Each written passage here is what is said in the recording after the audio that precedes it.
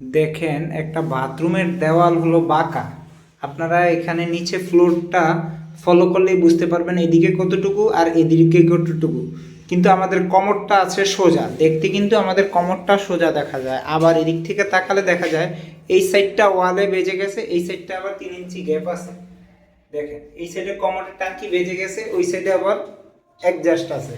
আমরা set up করার সময় এমনভাবে সেট আপ করেছি যাতে এটা দুই সাইড থেকে দেখতে সোজা দেখা যায়। পিছনের সাইডটাকে আমরা বাদ রেখে দিয়েছি, আমরা এই সাইডটাকে প্লাস করে দিয়েছি। তো কেমন হয়েছে আমাদের এই সেট আপটা, হাই কমোড সেট আপটা অবশ্যই কমেন্ট করে জানাবেন। আর আপনাদেরও যাদের ওয়াশরুমের দেওয়াল বেঁকা থাকে আপনারাও চাইলে সেম একই পদ্ধতিতে অবলম্বন করতে পারেন। দুই সাইডের দেওয়ালকে মেজারমেন্ট হিসাবে নেবেন, পিছনের দেওয়ালটাকে বাদ রাখবেন।